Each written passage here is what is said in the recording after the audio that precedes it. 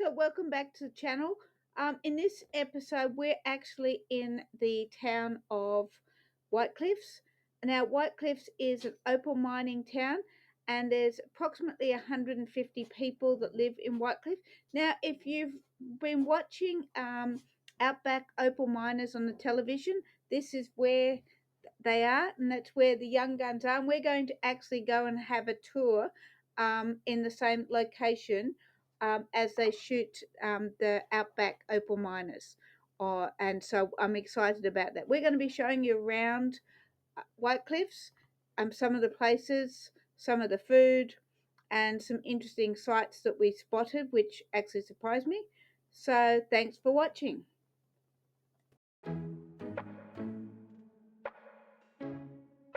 Well, it's time to travel, and we've got the Windsor back on the road again. It's exciting. For those of you who've been watching our channel, seeing us do the renovations, we're now heading off on a 3,400 kilometre journey around New South Wales. We'll be sharing with you the good, the bad, the exciting places, the charming destinations. Dougie will be out having lots of walks, so we'll be sharing some of the history, the places to stay, the things to do, the food to eat, and so much more. So we look forward to having you on our journey as we explore this amazing country, see some amazing animals. So please don't forget to like and subscribe, and come along on our epic trip in our Windsor Pop Top.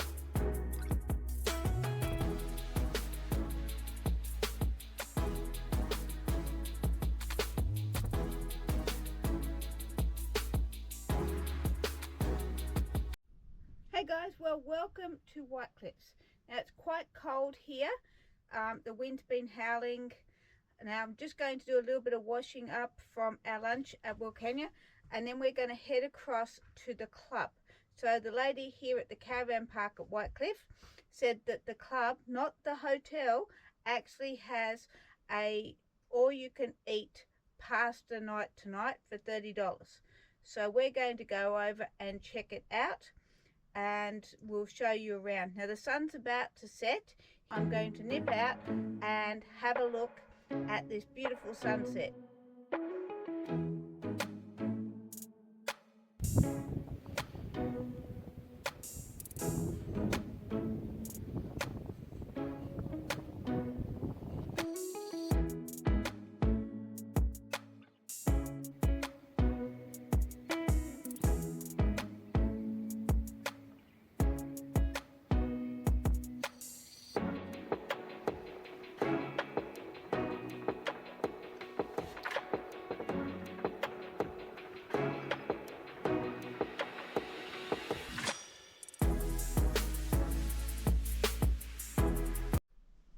So before I head off to take Dougie for a walk this morning, we're going to explore White Cliffs.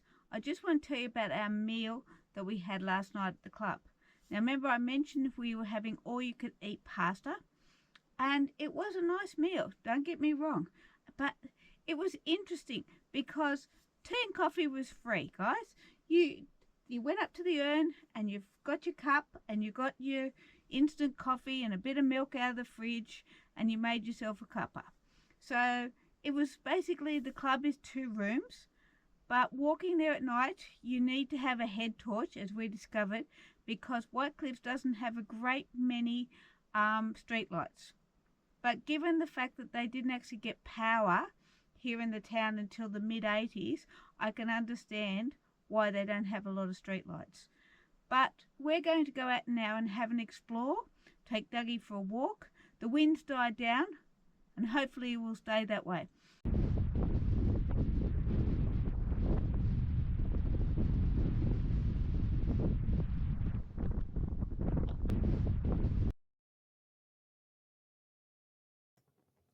So what surprised me the most about White Cliff was it's got so much to offer, interesting things to see and do. But I want to first tell you about the history of the opals in the area, because obviously this is a big opal mining area, and some spots which I'll show you later on in the video is like walking on the face of the moon. It would be an ideal place for a movie set to be run. Anyway, so the first person to actually find opals here was actually a gentleman out hunting for kangaroos back in the late 1800s. But at this point in time, he picked up a few rocks, thought that they were interesting, and brought them back to town. But there was no opals weren't considered to be something that you mined, and you couldn't get a mining license for them. So the people that actually found it, they took out a mining license, a gold mining license, so that they could actually fossick and pick up the opals. It wasn't until the 1900s that the opals actually became really noticeable. Now I'm showing you all this information while we're walking around the town of White Cliffs, and there's lots of different signage with lots of different pieces of information about the history. So I'm just going to stop talking and let you guys just have a look around the information.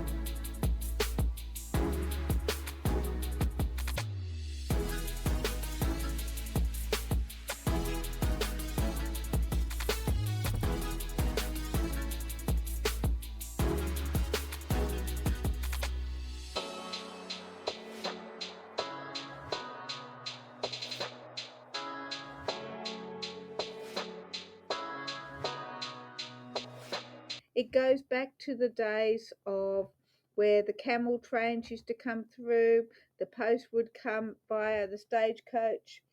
And you've got to remember, Wilcannia, that's up the road from White Cliffs, where we went through the other day in a different video, it had a population at this time of about 3,000 people. And so it was quite a large town, and it's only roughly 90 k's up the road. But back in those days, in a horse and cart, that's probably, a good couple of days ride, if not more.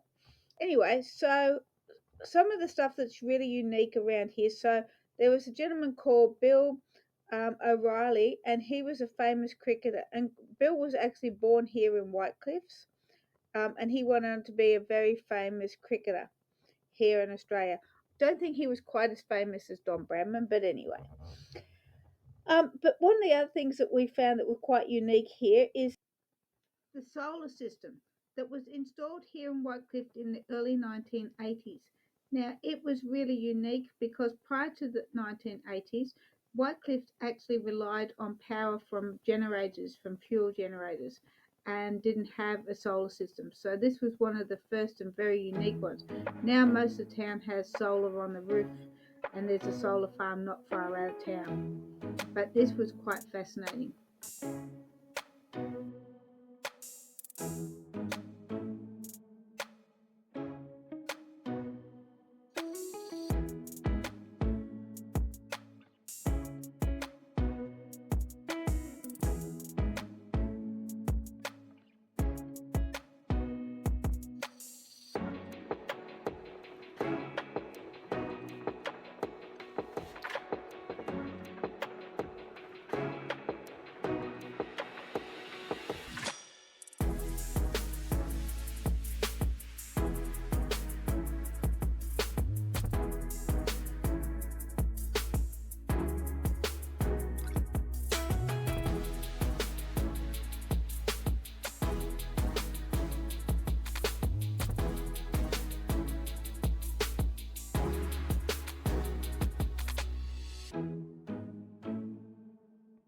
Show you this little metal workplace. So this absolutely fascinated me with all these little miniatures, and every single piece is literally made out of the old stakes that they used to put in for the rail lines to stake down the rail lines onto the wooden framework. So they're very unique, and you have to go and see them. I am only showing you a tiny weeny sample of this stuff, but it is really, really cool.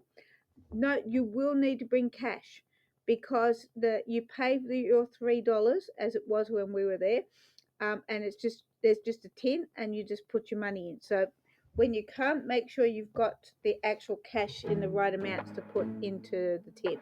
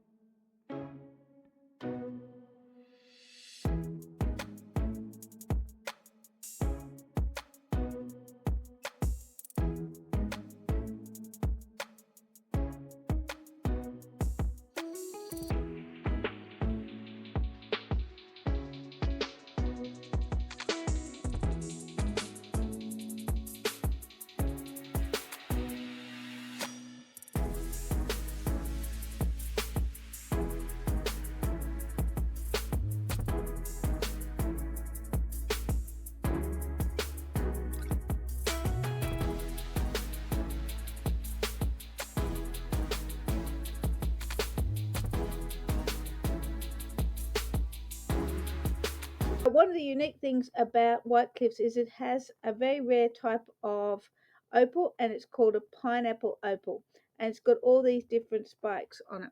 So when we go and see the tour, which is at the Red Earth Opal Mine, I'll give you a tip about the tour at the Red Earth Opal Mine. When you first arrive, you're actually at the coffee shop. Brilliant coffee, I will say. And you get to see all the opals. Now, it's like a souvenir shop. But after the tour is finished, you don't go back there. So if you want to pick up stuff before the tour starts, I would recommend you do that. You also need to book for your tickets in advance. You can't just turn up at the door. They don't particularly like it. But Dougie did get to go on the tour, so I thought that was really, really cool, and he was very popular with all the other people on the tour. Anyway, let's show you around White Cliffs.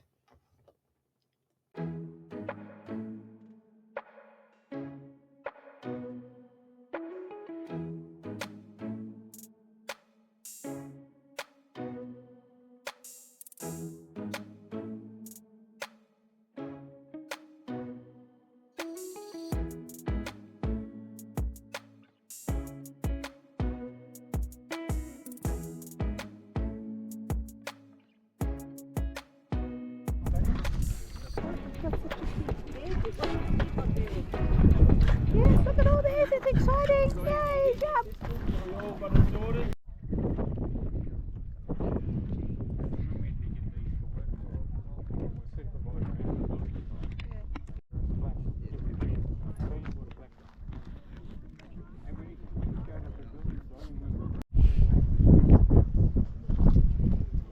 There he is, Dougie Dog at the mine. Really rich parts of the field. It has also been known as Block 1, an original block pegged here in 1889 that was 80 acres. The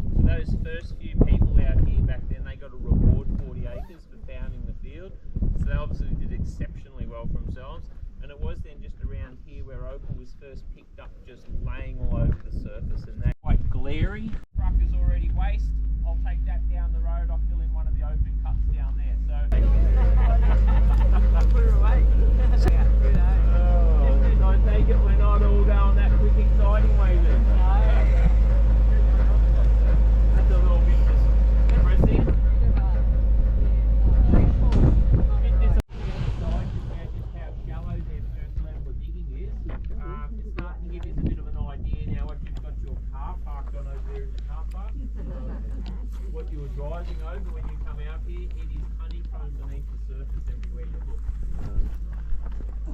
Wow, look at that. Yeah, Alan and Gemma.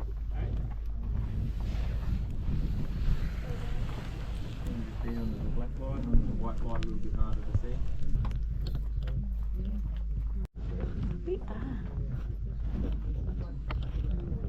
This is the old mining stuff in here, Dougie. See all the old mining?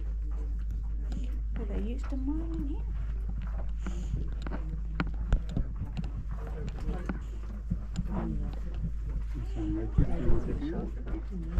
Yeah? Okay, a few specks. See all the crystal there.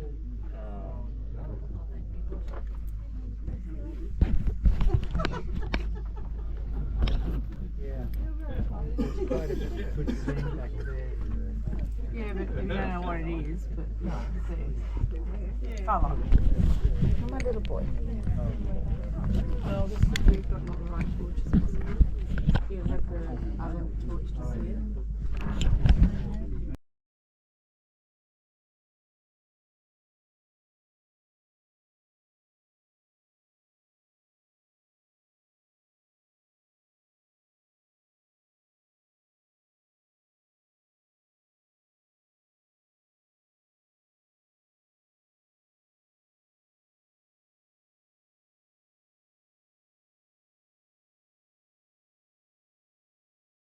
Where a lot of the early miners reached back in those early days.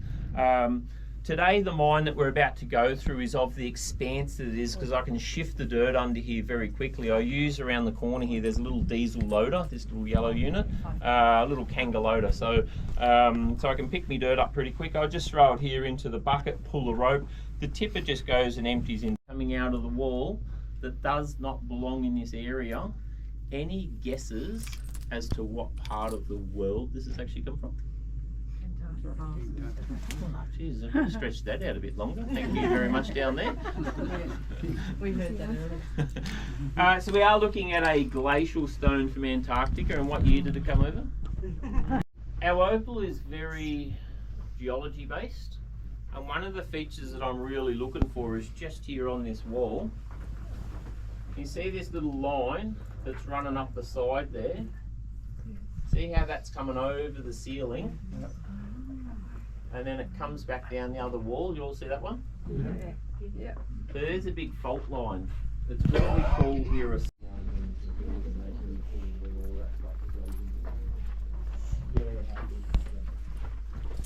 those you can see there before,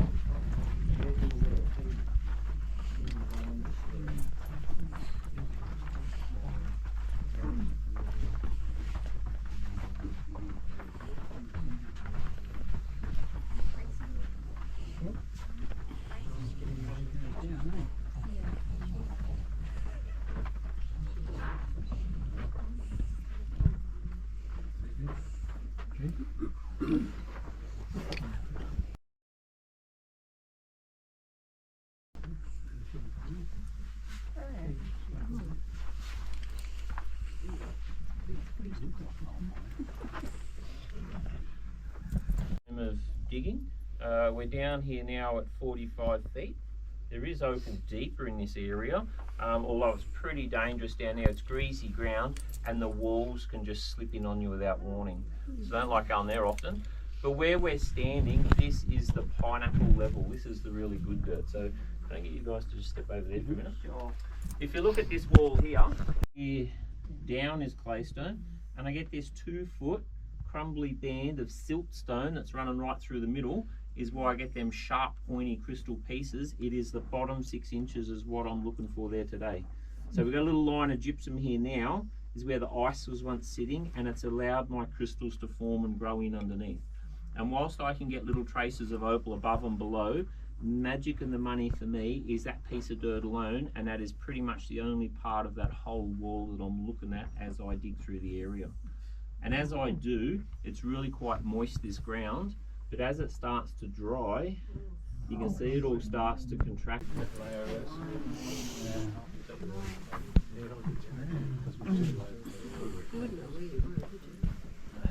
Little boat. Come and stand back in here. We've got heaps of room. Just come and have a bit of a look down there and just move on through a little bit. Just so you can all see. Little candle. So you work on your own, or you've got a team? Oh no, I've got a fair team today. Oh, you have? Yep. Yeah, okay. Yeah, that's about, I don't know, 32. Oh, today, Yeah. Changes every day at 3 o'clock. It's pretty hard to keep your workers out here. Yeah. Oh, for some of you guys it probably is, you know. Like, no, that's when you came. Yeah, you're my working.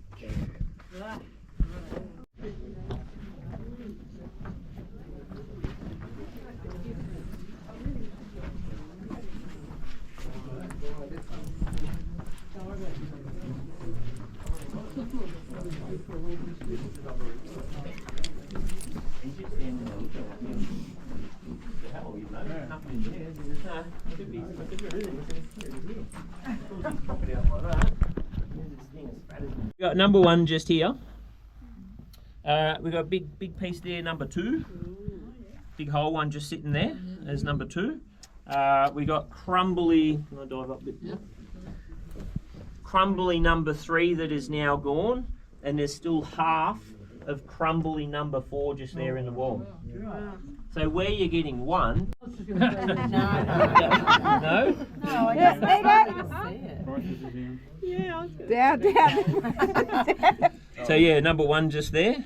There's also a little bit up here. No, what you're looking at, that's not actually opal. That reflection there. No, that one's not opal. The reason why I do bring the light down here really isn't to highlight the opal.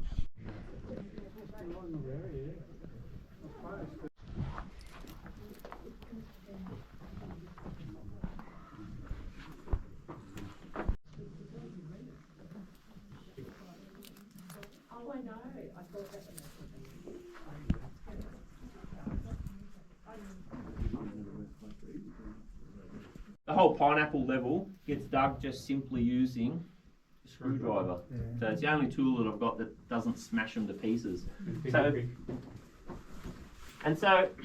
the level itself is right just here down to just the bottom, and it just simply comes back to using the screwdriver through there, digging my way through until we bump into a ball of glass the size of an orange. So does anybody want to have a dig? Anybody want to have a dig? Yeah, Jump in. going for pineapples myself as it turns out, yeah.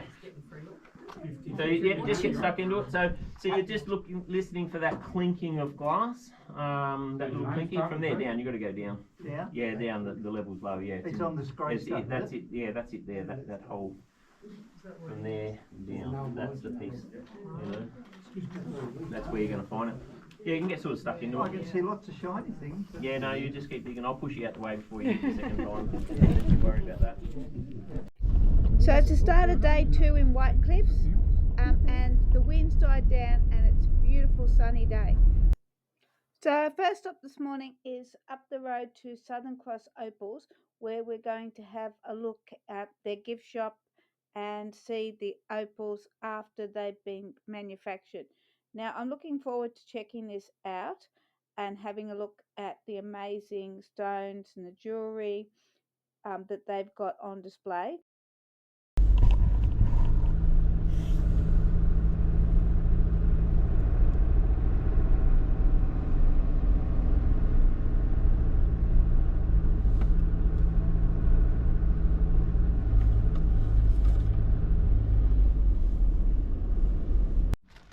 Worth doing $1.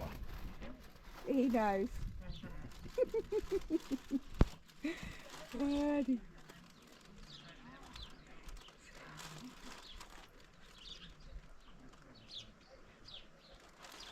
Well, you better show them the blue sky. Yeah, we did that this morning.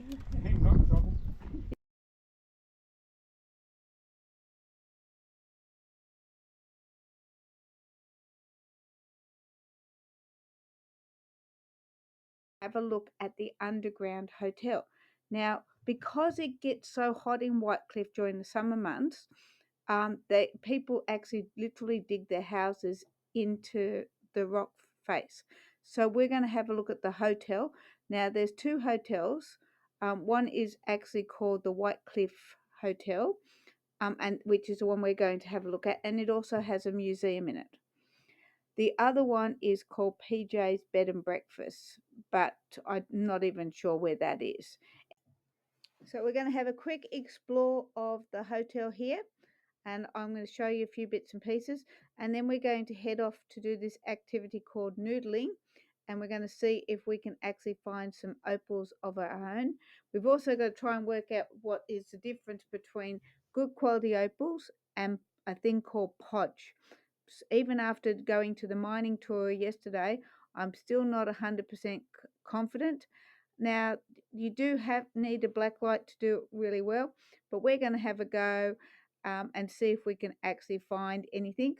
I'm not confident that we will, but I'll show you what we get as we progress. So we picked a spot where we're going to actually do some noodling. Some places you're allowed to noodle because it's just basically the stuff that's come out of the mines that they don't want, and other places will have signs up that says you can't noodle here. So just be mindful that it's a spot where you can noodle, but we have already checked this spot. So let's see how we go. Well, look at this. We've found a few. I don't know whether they're podge or whether they're actually good opals, but we had a lot of fun. And now we're going to go around and actually show you the actual what this place looks like and all the mine shafts, and a little bit more of the history before we head back and leave White Cliffs.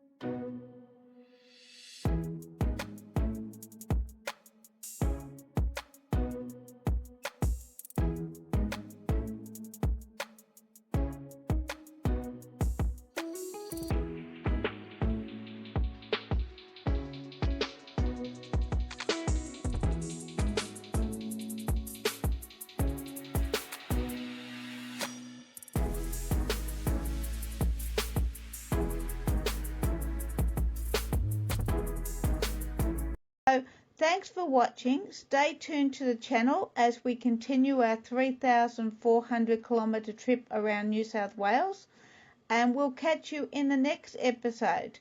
Don't forget to like and subscribe.